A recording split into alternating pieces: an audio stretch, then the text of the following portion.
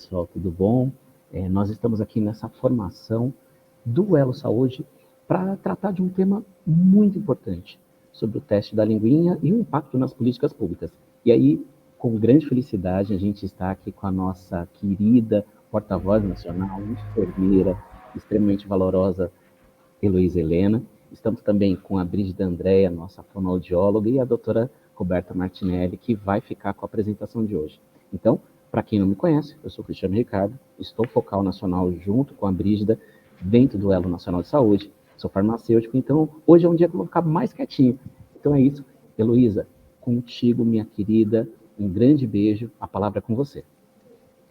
Um beijo, Cristiano, querido, que é um lutador, né?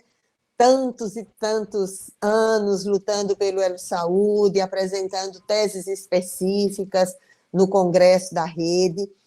Minha querida, linda Brígida, né? Minha querida maravilhosa. Eu estava dizendo à doutora Roberta aqui no intervalo que a Brígida tem uma grande dívida comigo, porque eu botei um vestidinho para poder ir para o casamento dela, que ela me obrigou a botar um vestidinho. E está com a doutora Roberta. Olha, que honra, viu? Doutora Roberta Martinelli, que é um quadro técnico maravilhoso, uma desbravadora, né? A mulher que, com a orientação da professora dela, mas a mulher que no mestrado e no doutorado fez essa inovação sensacional. Que coisa maravilhosa, viu, doutora Roberta? É uma honra estar aqui. Sei que você vai tratar desse tema e com o brilho técnico que é necessário. É uma área que me interessa demais, a área da infância. Eu digo sempre que é uma área onde, tanto do ponto de vista emocional, cognitivo, a própria estrutura anatomofisiológica de uma criança, com os idosos, às vezes já num processo demencial também, mas na infância é aquela coisinha pequenininha, requer todos os cuidados, né?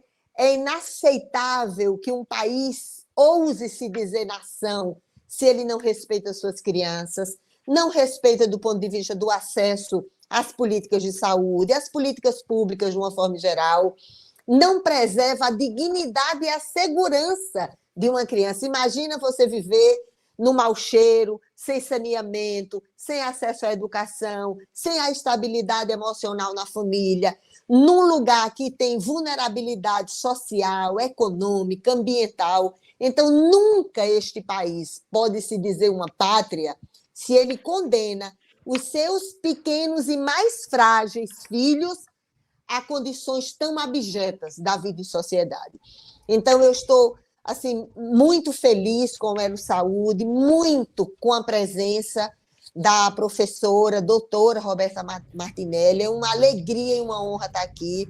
Já lhe acompanhava de longe, com admiração, com respeito, e eu tenho certeza que essa aula, né, que o curso de formação do Elo Saúde, essa aula que a senhora vai estar dando, porque, ao contrário do que pensam alguns, não está apenas relacionada à amamentação. Eu sou uma defensora da amamentação, amamentei meus 2 filhos até 2 anos e meio, 6 meses integral, fui mãe de leite de 2 outras crianças lindas, mas não se trata apenas do período da amamentação, se trata da vida da criança, se trata de muitas outras coisas, que é o mastigar, o deglutir, o falar, o viver em sociedade.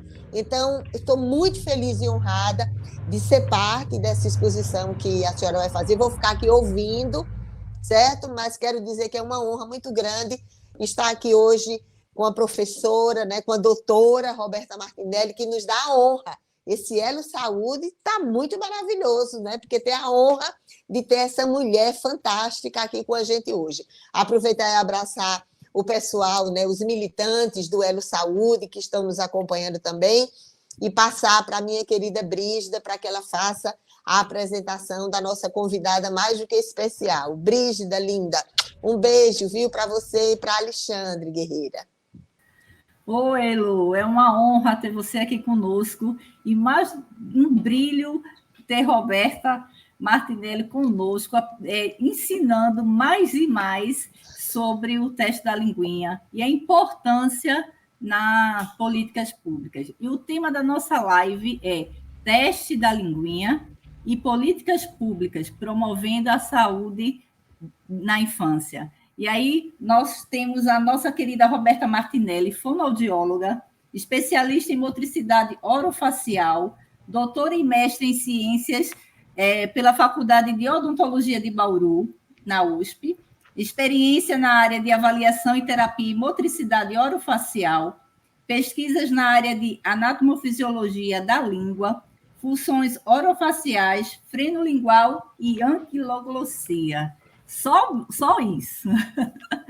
E é um prazer. E a criadora, né, do projeto de lei que foi transformado em lei federal, onde o país, o Brasil, é o primeiro país a fazer a aplicação do teste da linguinha, né, da avaliação do freno lingual.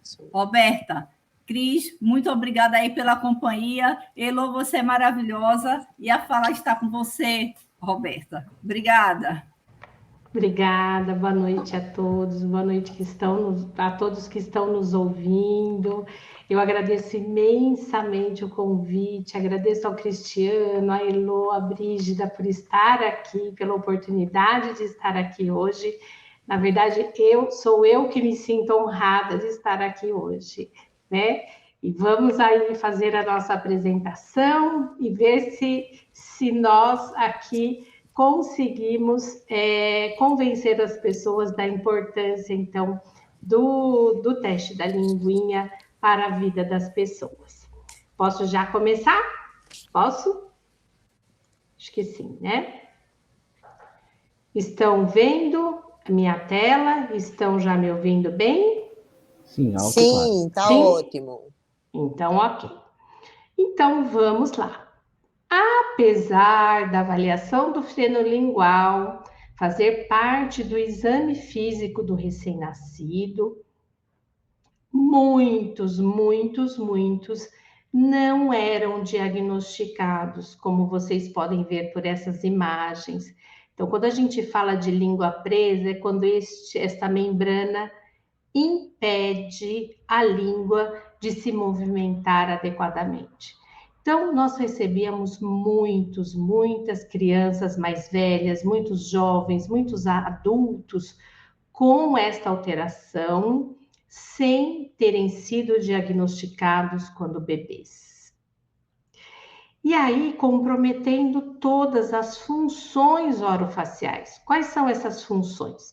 Sucção, deglutição, que é a maneira como a gente engole, a respiração, a mastigação e a fala. Então, o teste da linguinha, ele diagnostica precocemente a presença das alterações do frênulo lingual, que é esta membraninha que nós temos embaixo da língua, e a limitação dos movimentos da língua, que podem comprometer as funções de sugar, engolir, mastigar, respirar e falar. Então, como é que isso surgiu? É importante vocês saberem que houve todo um processo para se chegar a uma lei federal, né? Eu digo que eu terminei a faculdade em 1987, e eu tive a felicidade de participar de um grupo de pesquisa da doutora Irene Marquesan, que é uma referência na área de motricidade orofacial no Brasil, que pesquisava frênulo lingual.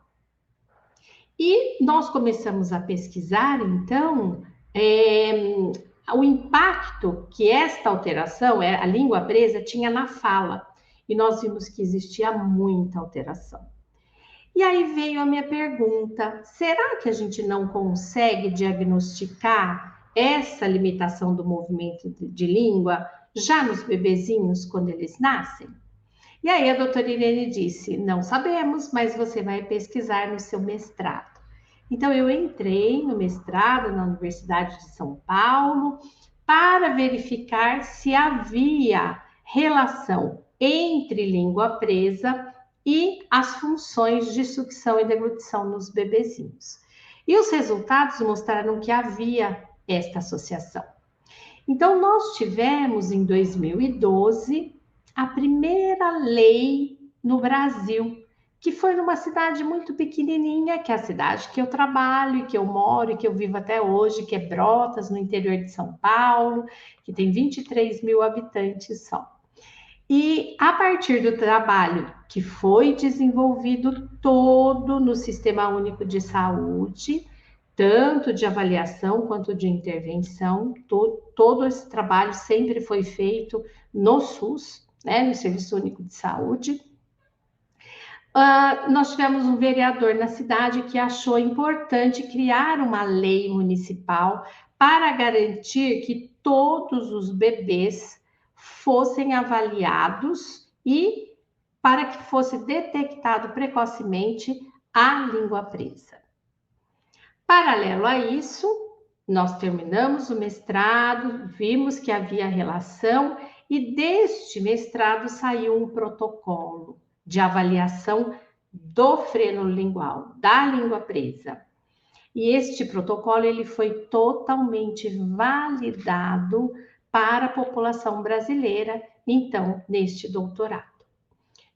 E aí, em 2012, final de 2012, comecinho de 2013, nós tivemos 2 deputados. Um entrou com um projeto de lei para transformar o teste da língua em lei federal no final de 2012, e outro entrou com um projeto de lei em 2013. E os 2 correram juntos. Até que em 2014, então, nós tivemos a lei federal sancionada. E a lei, ela é muito clara. Ela obriga a realização do protocolo de avaliação do frênulo da língua em bebês. Então, o protocolo de avaliação do frênulo da língua em bebês, ele é o nome que foi desenvolvido no projeto de doutorado. Então, ele tem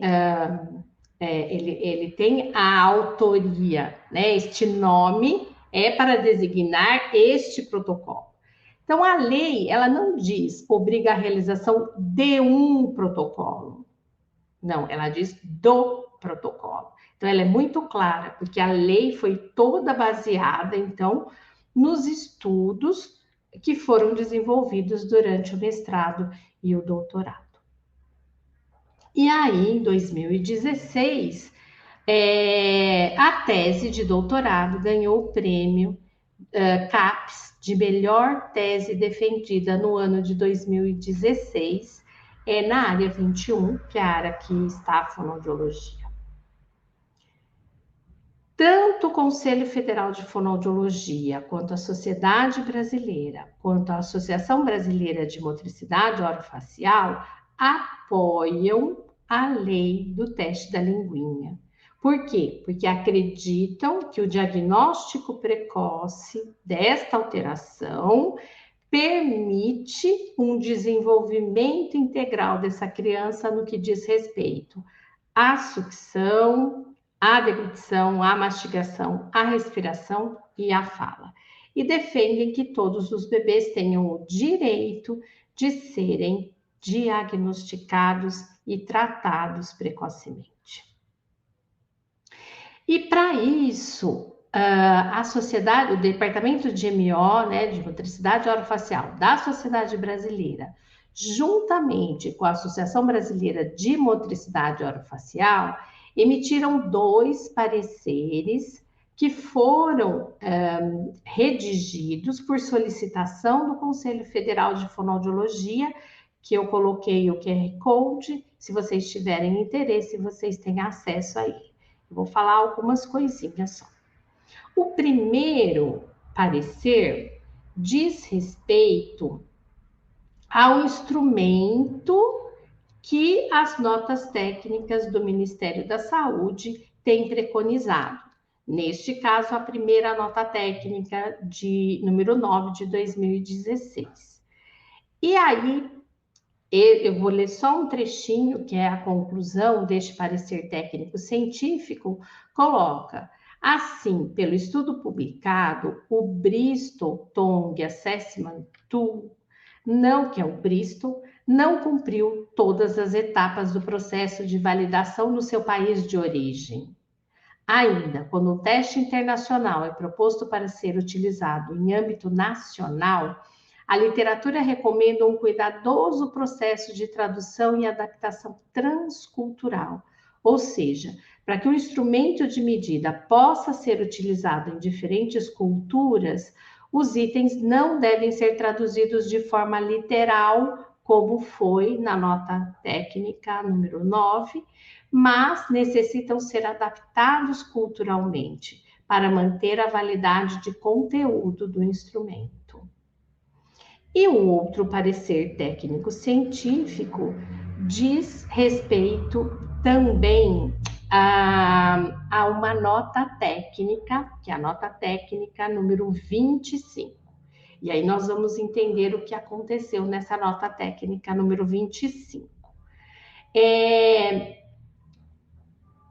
A conclusão desse parecer diz: todas as considerações que foram elencadas nesse parecer evidenciam que a nota técnica apresenta sérias deficiências científicas e metodológicas, tendo em vista que a mesma foi baseada em referencial teórico limitado e propõe a utilização de um protocolo que não cumpriu todas as etapas de validação no seu país de origem e cuja tradução e adaptação para o português brasileiro não seguiu os critérios do processo de validação recomendados pela literatura científica, o que pode colocar em risco os resultados da avaliação. Então, esse parecer que vocês estão vendo aqui, que foi o que gerou a primeira nota técnica, ele foi feito por profissionais sem expertise em anquiloglossia, sem expertise em língua presa. E esses profissionais recomendaram o uso deste instrumento, o Bristow, que não cumpriu todas as etapas do processo de validação, nem no seu país de origem. E até hoje ele não terminou o processo de validação. Então, a experiência, e a literatura é clara para dizer isso, que a experiência do pesquisador sobre o assunto contribui na apuração da validade dos métodos e dos resultados, além de auxiliar na determinação de sua utilidade na prática. Isso quer dizer, para que eu tenha senso crítico frente àquilo que eu estou propondo, eu tenho que ter expertise. E, infelizmente, no parecer técnico-científico, nós não tivemos no Brasil expertises nesta área. Tivemos expertise em amamentação e não em avaliação do freno. E aí nós tivemos, então, a nota técnica que eu comentei para vocês. Então, ela foi baseada no parecer técnico-científico realizado por profissionais sem experiência comprovada em anquiloglossia e tendo recomendado, então, o uso do Bristow, que alguns chamam de BITAT ou BTAT.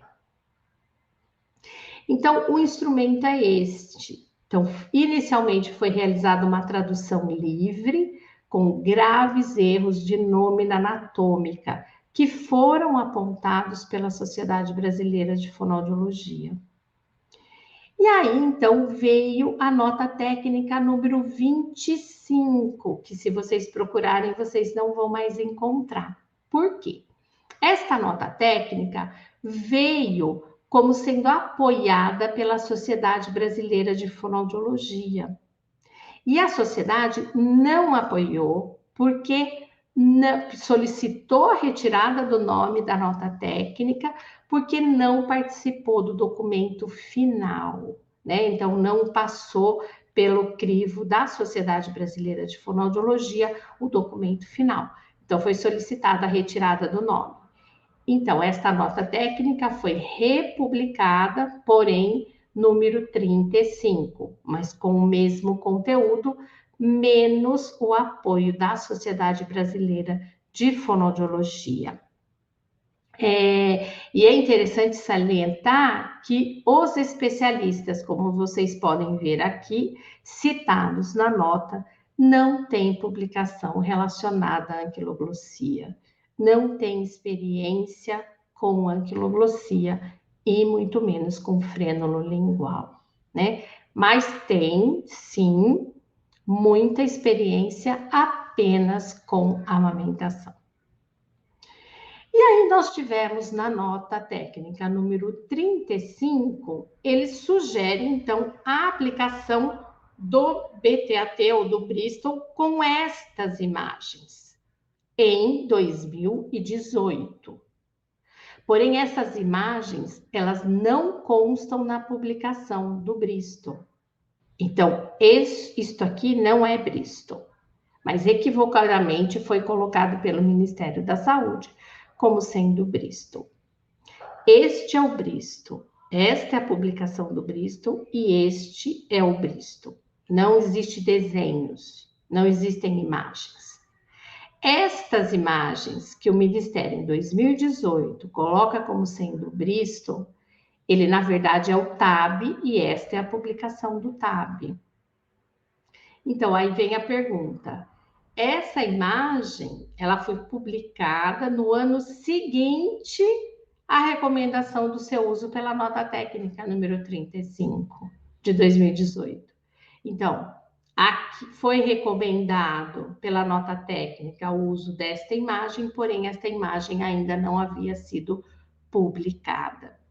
Como um instrumento, quando ele é publicado, ele não pode ser republicado, eles tiveram que modificar o nome do instrumento, por isso que se colocou TAB e não mais Bristol. Porém, no Brasil se diz que é Bristol, porém não é Bristol, é TAB. Então, eu gosto muito desta autora, Hazel Baker. Ela teve o protocolo, ela também tem um protocolo, que também não passou por todas as etapas do processo de validação, porém este protocolo serviu de base para que um grupo de parteiras que preconizou o uso do instrumento do Bristol utilizasse para fazer o Bristol. E aí ela faz uma crítica, então, a esse instrumento. E ela coloca que o que era para ser fácil, que era só um instrumento, na verdade, ele precisa de mais 2 ou mais ferramentas para que se configure como uma triagem. Então, se aplica o Bristol, se aplica o TAB e se aplica um outro protocolo para avaliação da amamentação. Então, ela diz, o que era para ser simples se tornou complicado. E aí, nós tivemos, então, uma outra nota técnica, que foi a nota técnica número 11 de 2021, que continuou propondo o Bristol usando as imagens do TAB, ambas sem validação e ainda sem adaptação transcultural. E esta adaptação transcultural, ela foi somente realizada em 2022. E, de novo, por especialistas sem pesquisas em anquiloglossia. Então, isso é muito sério, porque nós estamos lidando com especialistas em amamentação e não especialistas em língua presa, em anquiloglossia. E a lei é muito clara, né? E ela não manda aplicar Bristol, ela não manda aplicar a triagem, ela manda aplicar o protocolo de avaliação do frênulo da língua em bebês. Isso quer dizer o quê? Nenhuma nota técnica suplanta a lei federal. Então, a lei federal tem que ser cumprida, independente de notas técnicas. Então, o protocolo de avaliação do frênulo da língua, ele é utilizado no mundo todo. Nós temos pelo menos um grupo de pesquisa utilizando em cada continente do mundo. Ele já foi traduzido para 12 idiomas. Tivemos validação já para o português de Portugal, espanhol da Espanha, espanhol da Colômbia, e assim vamos. Estamos todos em processo de validação. Ele foi publicado no Jornal Norte-Americano de Consultores de Amamentação, a convite da editora-chefe. Então, nós recebemos o convite para publicar no Jornal dos Consultores de Amamentação. Também foi publicado em um livro desta mesma Associação de Consultores de Amamentação Americanos. Também foi publicado no Jornal Alemão de Consultores de Amamentação. Então, nós temos muitos consultores no mundo todo que aplicam este protocolo. Então, a fonoaudiologia brasileira, nesta área, ela se destaca em todo o mundo. Temos também universidades parceiras, né? Então, nós temos a FOB-USP, a Faculdade de Odontologia de Bauru, da Universidade de São Paulo, que tem um website. Neste website foi um dos primeiros websites que inseriram o teste da linguinha como conteúdo. Nós temos parcerias com a Unicamp, o serviço de otorrino inicial.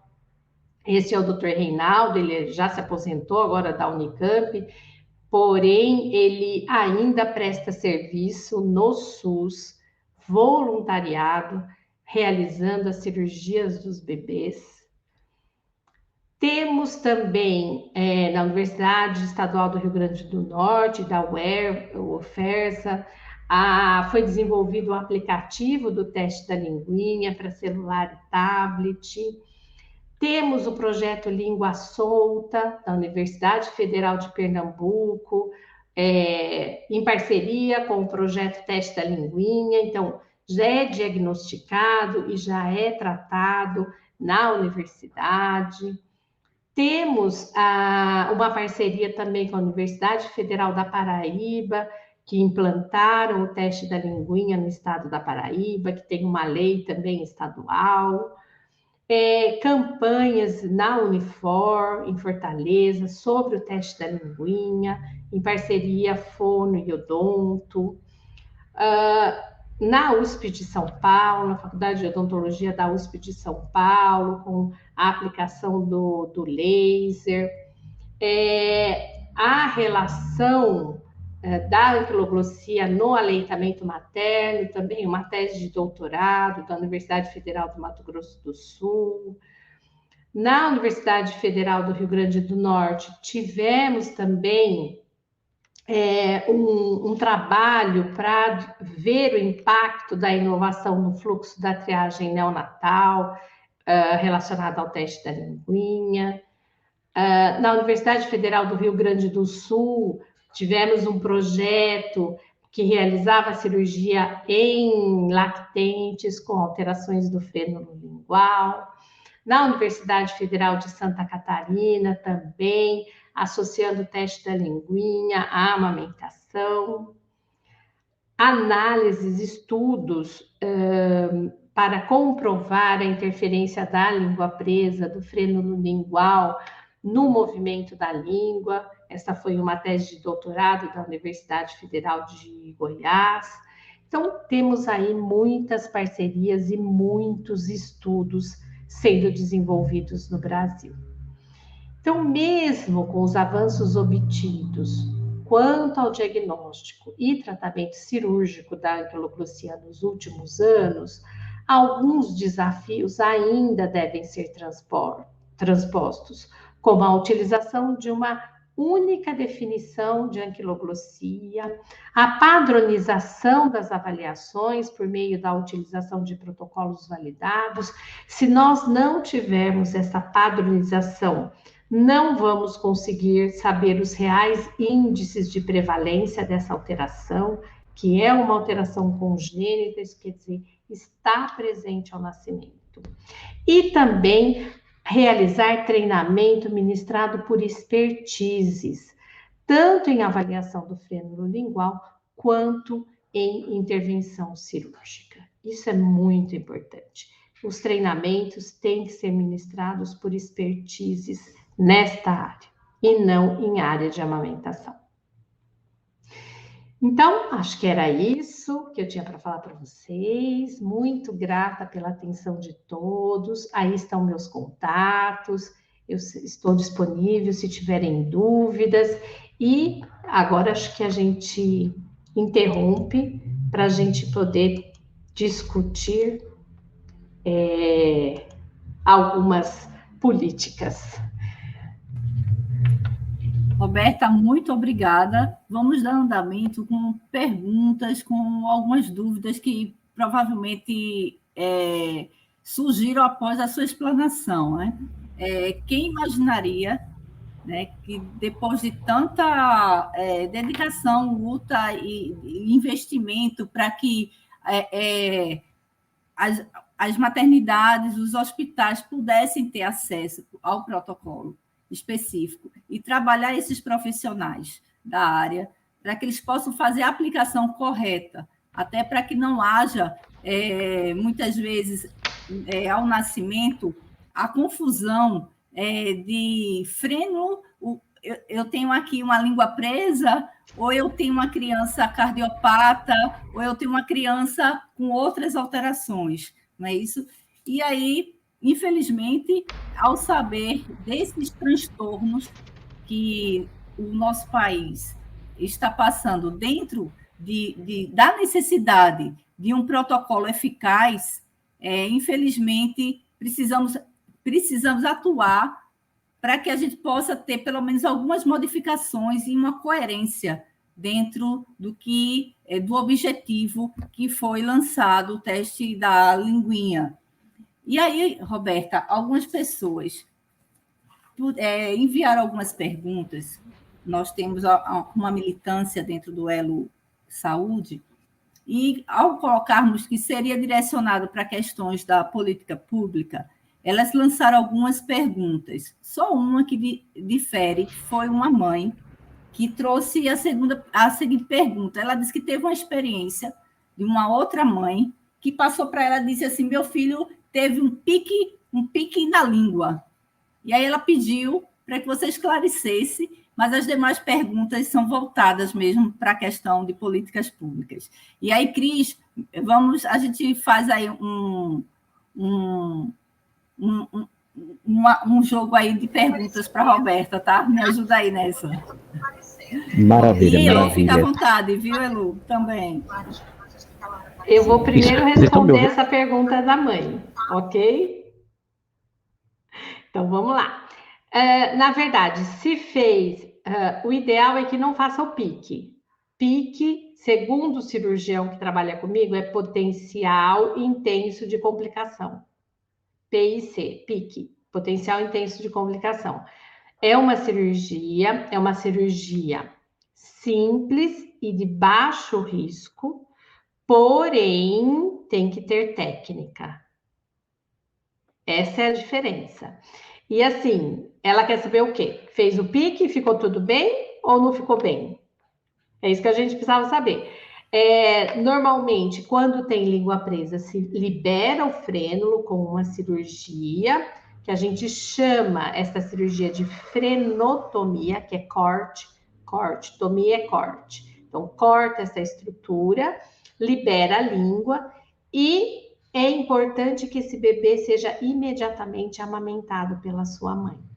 Né? Então, por quê? Porque este movimento que a língua faz para a retirada do leite da mãe é o melhor exercício para que esse bebê consiga desenvolver bem este movimento de língua. Então, é uma coisa muito simples e que ajuda as mães a não sentirem dor, a não sentir, causar lesão no mamilo, porque o movimento inadequado da língua causa lesão no mamilo, causa dor, e muitas mães acabam desistindo de amamentar exatamente por isso. Obrigada, Roberta, pelo esclarecimento. Uma segunda pergunta, e passo posteriormente, após a sua resposta, a Cris, a Cristiano.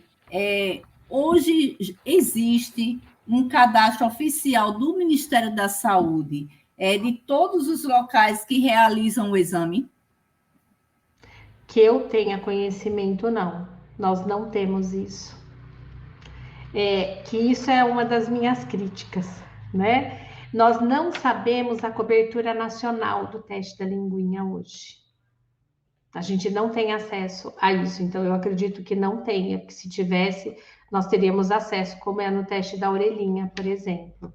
Que eu tenha conhecimento, não existe ainda um cadastro que a gente tenha acesso à cobertura nacional do teste da linguinha.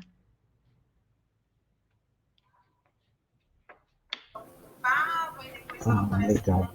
Bom, eu tenho uma pergunta bastante simples, né? Como que a gente conseguiria, né? Qual que seria a sua sugestão para fazer as mães entenderem da necessidade do teste? Porque quando a gente está falando entre os profissionais, a gente tem uma necessidade, mas agora, como que a gente conseguiria incluir essa necessidade para que uma mãe faça a cobrança, para que as mães consigam olhar, por exemplo, estou levando o meu bebê da maternidade, mas e aí, cadê? Do mesmo jeito que o teste do pezinho muitas cobram, né? Eu quero ver, ela ter esse eu quero ver. Como que a senhora enxerga esse desenho de como a gente poderia criar uma estratégia para que as mães consigam fazer essa cobrança? Na verdade, Cristiano, a gente tem que ter diretrizes, né? E dentro dessas diretrizes são as campanhas de esclarecimento, né? Então, as campanhas, como a gente tem as campanhas de vacinação, a gente deveria ter as campanhas das triagens de um modo geral. Uma coisa que me preocupa, e foi bom você perguntar, é que muitas mães saem com o carimbo dizendo que o teste da linguinha foi feito sem o resultado, só teste da linguinha, mas não coloca se está normal, se é alterado, se é duvidoso, saem sem orientação nenhuma em relação ao teste. E eles são leigos, então cabe aos profissionais da saúde que auxiliam esta mãe, imediatamente após o parto, orientar esta mãe, como são orientados em outros testes também, né? Então, nós teríamos que ter uma rede de profissionais da saúde conscientes de que é importante, não é o teste da linguinha, são todos, o do coraçãozinho, o do olhinho, o da orelhinha, isso ainda não é uma realidade no nosso país.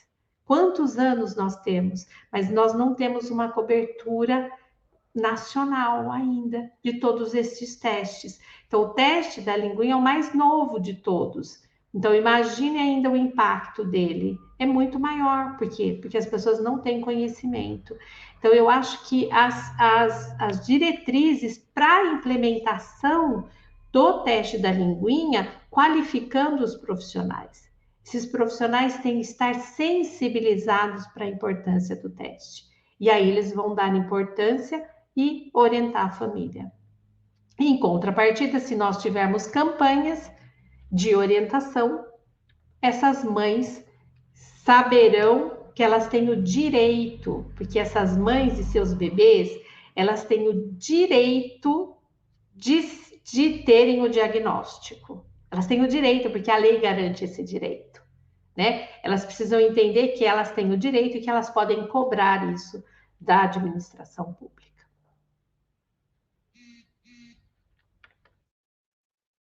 Posso dar uma palavrinha, Brigitte e Cris? Bom,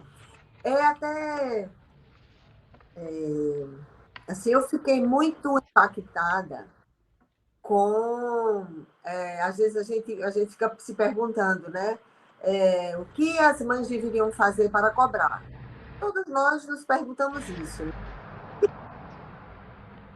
Profissionais da saúde, pessoas no Ministério da Saúde, que não se mostram com sensibilidade sequer de reconhecer um protocolo nacional validado, feito por pesquisadoras nacionais.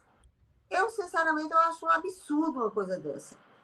Sinceramente, eu não vou assim, eu acho que é importante que a gente faça um requerimento de informações do Elo Saúde, faça um requerimento de informações e propõe alterações, como qualquer um cidadão ou cidadã pode fazer, porque não é razoável, não tem sequer razoabilidade que se você tem um método validado no Brasil, pesquisadoras aqui, por que é que você importa um protocolo que não está validado nem nos seus países de origem?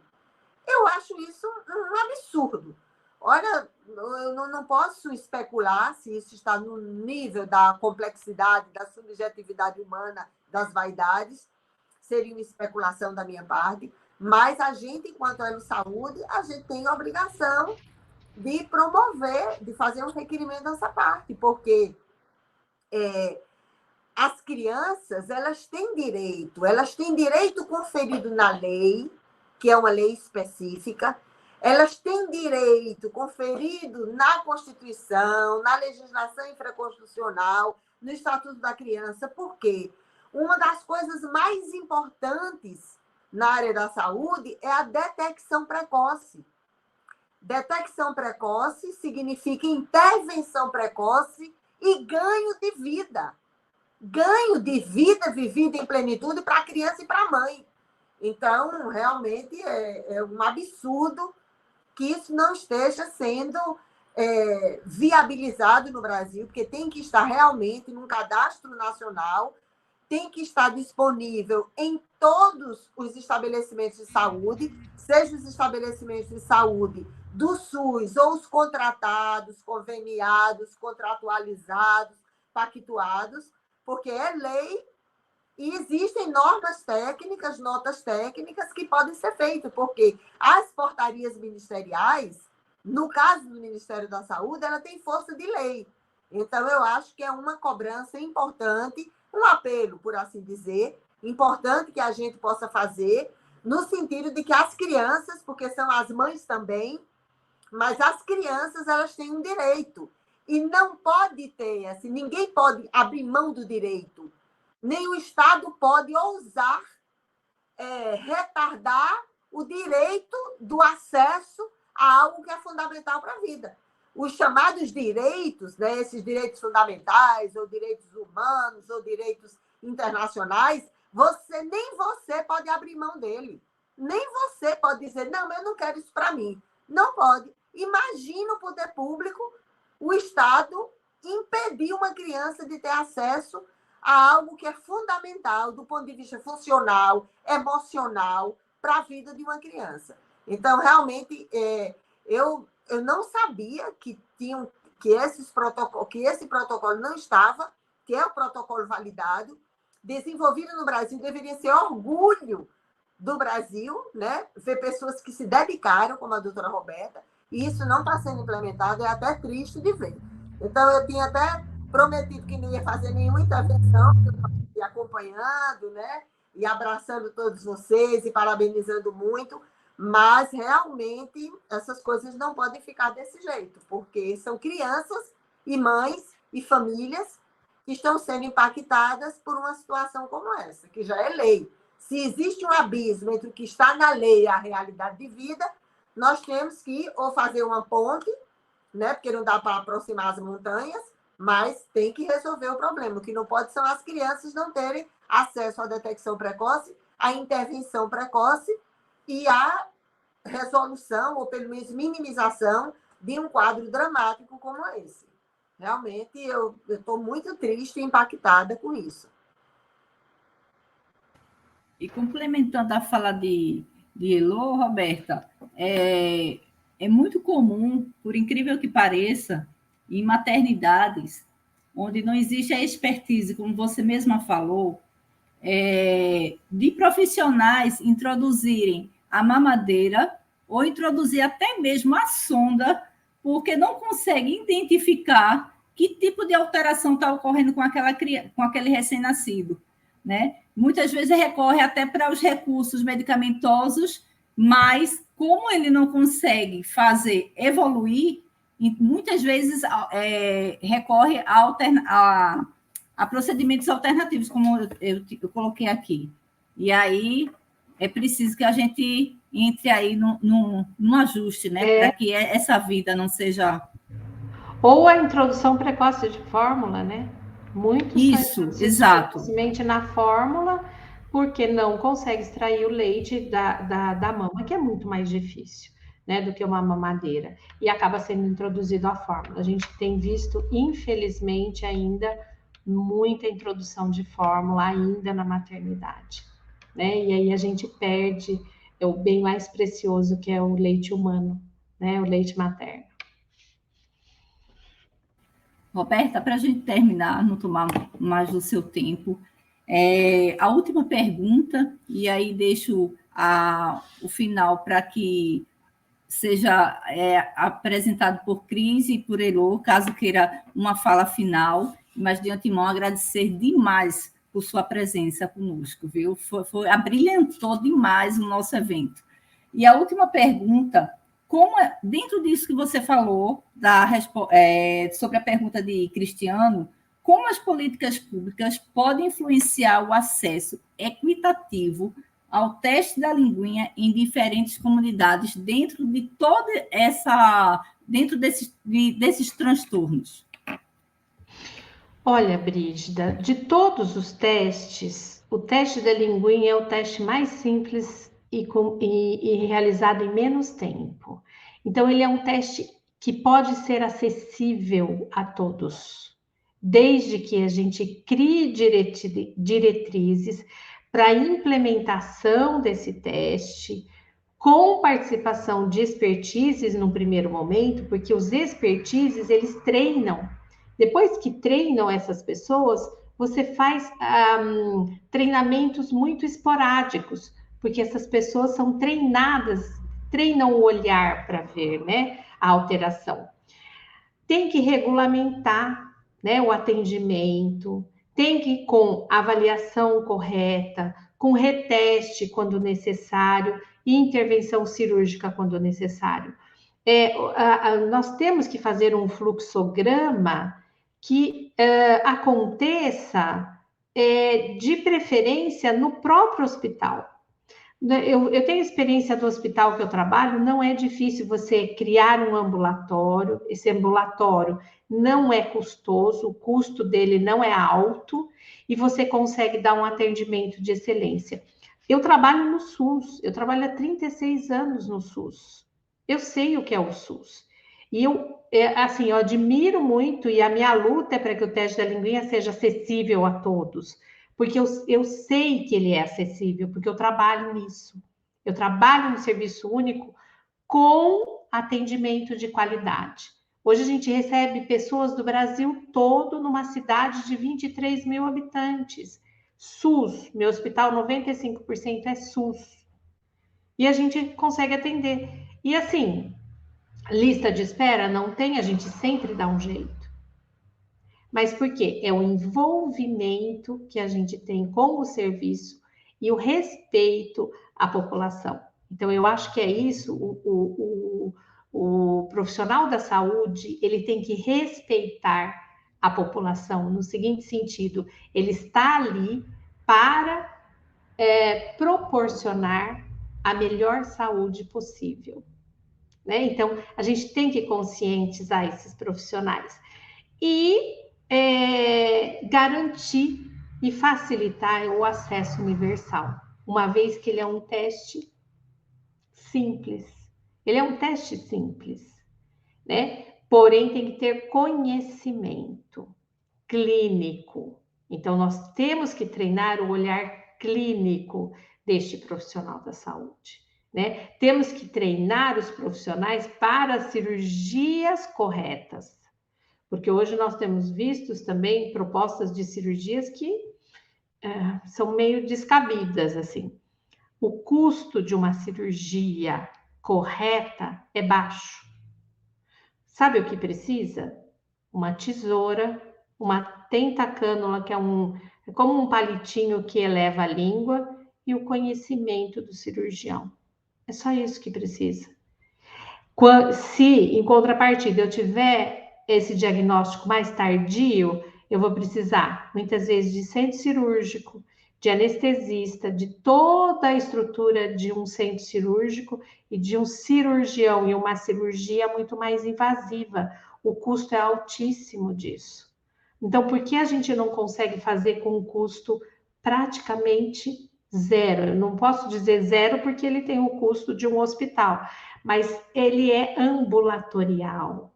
Ele é um procedimento ambulatorial e de fácil resolução. Então, por que a gente vai complicar uma coisa que pode ser tão simples? E melhorar a qualidade de vida dessa pessoa. Porque nós vamos melhorar a comunicação e a alimentação. São duas coisas fundamentais para a vida, né? Então, por que não fazer isso precocemente? Então, assim, quem trabalha, quem pesquisa nessa área, e até quem não pesquisa, né? Então, se a gente pensar, coloquem a língua atrás do dente, de baixo, e não deixa ela se mexer, que é isso que a língua presa faz. E tenta só imaginar que tem um pedaço de alimento lá no último dente, sem tirar a ponta da língua de trás do dente de baixo. Que jeito que vai fazer? Vai enfiar o dedo, porque a língua não tem condição nem de fazer a limpeza oral. Então, assim, é básico. As pessoas têm que entender que é uma malformação congênita e toda malformação congênita ela tem que ser diagnosticada e tratada quando possível. E esta alteração é tratável precocemente. Então, é essa a mensagem que eu gostaria de deixar para vocês. Cris, com a palavra. Bom, eu primeiro agradecer muito a sua presença, doutora Roberta. Para mim, que sou farmacêutico, é um conhecimento, vamos dizer assim, que complementa, que me faz enxergar uma série de atitudes que a gente poderia incluir, inclusive até para que a gente possa construir aí, só um segundo, e aí a gente possa construir uma ideia melhor.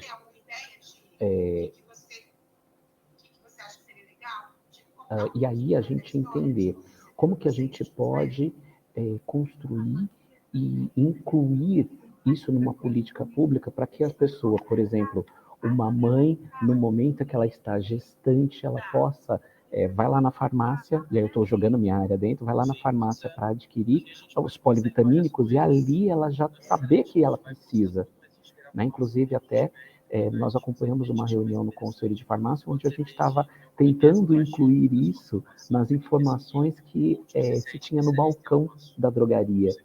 Então, no momento em que a gente faz isso, inclui isso numa política pública, é possível enxergar. E aí, até, Elo, eu fico imaginando muito, né, por exemplo, dentro de políticas municipais, como que é possível a gente incentivar as pessoas a entender a necessidade, fazer a cobrança, e a partir dessa cobrança, a gente construir uma ideia de que existe uma necessidade real, existe também a necessidade da mãe cobrar de, olha, eu quero fazer o teste do meu filho, mas eu quero fazer o teste do meu filho, o teste validado, ponto. Ninguém vai me inventar histórias, ninguém vai me colocar, fingir que foi feito, e ali ela sabe, não, realmente meu filho precisa de um cuidado, meu filho não precisa, tá tudo bem, tá tudo certinho, e isso é construir algo melhor. Então, acho que é um dos pontos que ajuda bastante. E aproveito agora, né, até para... Eu falo muito, então para eu falar menos, eu vou colocar aqui para todas as pessoas que estão assistindo esse vídeo, que elas podem participar do Elo Saúde, elas podem receber os links aí no e-mail de quando está ocorrendo de cada uma dessas gravações. Então, você que está assistindo esse vídeo, pode acessar, aqui está na tela, né? Depois, quando tiver também no Spotify, então você também vai ver aqui, shre.ink/Entre no Elo Saúde. E aí você vai ter um formuláriozinho que é rapidinho, é só se inscrever, você identifica a sua cidade, inclusive até para que a gente possa conversar exatamente sobre o desenvolvimento de políticas municipais de saúde, para que venha do Ministério da Saúde, cascateie para as secretarias estaduais e cascateie até chegar no município, para que realmente as pessoas consigam fazer o seu apontamento e consigam dizer, realmente, aqui na minha região eu consigo fazer o teste, aqui eu consigo esse mapeamento, e aí eu fiquei alucinado, doutora, de não ter esse dado, né? Para mim, assim, qual a porcentagem de que é feito e qual a porcentagem de que tem problemas. Isso para mim me assusta. Sinceramente, foi algo que para mim eu olhei e falei, não, para. Né? Tanto que teve uma hora que eu falei, gente, que é isso? Eu comecei a fazer anotação aqui do lado. Enfim, gostaria de agradecer muito, e é isso. Acho que para mim, pelo menos, abriu bastante as possibilidades, e o que eu já tenho anotações aqui que é para a reunião do Conselho de Farmácia, tá? Porque eu acho que a gente tem que entrar com isso nas drogarias também. É isso, gente. Elo, com você. Bom, primeiro abraçar mais uma vez, né? Abraçar todos que estão nos acompanhando também, abraçar minha irmã querida, valorosa, guerreira, Brígida, abraçar o Cristiano, né, que tem sido um lutador muito valente em relação à Elo Saúde, abraçar todas e todos que fazem o Elo Saúde. Doutora Roberta, gratidão, foi uma exposição maravilhosa. E agora eu espero também que o Elo Saúde, né, do mesmo jeito que certamente os conselhos temáticos, né, as sociedades devem estar fazendo também, que nós do Elo Saúde da rede, a gente possa também fazer um documento, né, solicitando ao Ministério, à liderança do governo, fazer um documento. Eu não sou parlamentar, infelizmente, nenhum de nós três somos, mas enquanto rede, enquanto Elo Saúde, a gente pode fazer solicitando uma nota técnica, porque nós sabemos o peso que existe nas portarias ministeriais. Nem precisaria disso, porque já é lei, mas se está precisando ultrapassar o abismo entre o que está na lei e a realidade objetiva de vida, de dificuldade de acesso ou de acesso ineficiente a determinados métodos, eu acho que é de fundamental importância que a gente possa também tentar ajudar. Então, muita gratidão, doutora Roberta, parabéns pelo seu trabalho, pela sua dedicação, e estamos firmes e juntas, viu? Muito obrigada, muito obrigada, muito obrigada por ter nos dado a honra de estarmos juntos essa noite. Obrigada, Elo. Obrigada, Roberta. Muito obrigada mesmo. Obrigada mesmo. Boa noite. Muito obrigada. Beijão. Boa noite. Boa noite, gente. Boa noite. Até mais, pessoal.